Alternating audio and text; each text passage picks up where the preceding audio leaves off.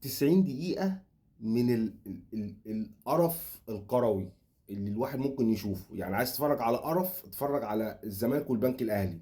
90 دقيقة قرف، انتوا ما تمشوه يا عم، مشوه.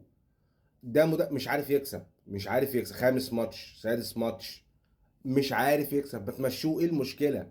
ده 20,000 دولار، ده انت مديون لطوب الارض. ده على ما يشتكيك لسه قدامه سنة على ما يشتكيك. ايه 20,000 دولار يعني؟ هياخد هتصفصفها على كام في الاخر؟ ما تمشوه. في ايه؟ راجل بيعتمد في تكتيكه على التحضير. تعالى الشوط الاول انت مش عارف تحضر، مش عارف تحضر. تعالى في الشوط الثاني عشوائيه، كله كرات طويله ومحدش عارف يباصي.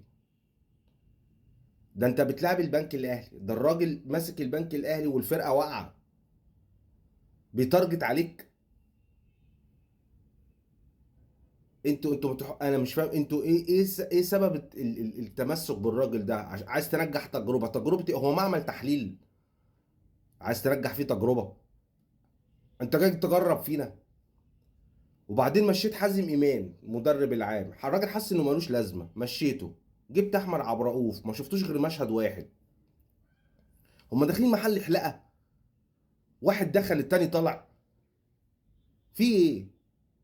انت كنت جبت احمد عبد الرؤوف يمسك مكان الراجل ده، كان هيعمل نتائج احسن منه والله.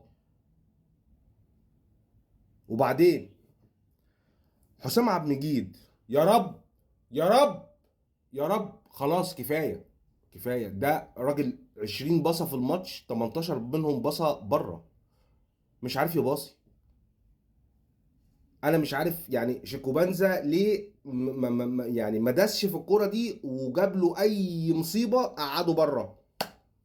ايه فكره ما تلعب بالونش ومحمد اسماعيل؟ يا عم ده مش عارف يباصي، سيبك من ان هو بيقطع كور حلوه ولا نيله والخرف ده، مش عارف مش عارف ينفذ فكرك، مش عارف يطلع بالكوره.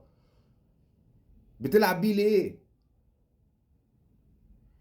ده انت خلاص بقيت الرابع في الدوري، من الاول للرابع، ولسه بيراميدز لما يكسب هتبقى الخامس في الدوري. انت بتنافسه فين؟ بتنافس من تحت؟ في ايه يا عم؟ مشوه، هاتوا العبوا من غير مدير فني، خلي اللعيبه تحط التشكيل وتنزل هيكسبوا. مشي الراجل ده، مش على قد الزمالك، مش هيعرف يعمل حاجه.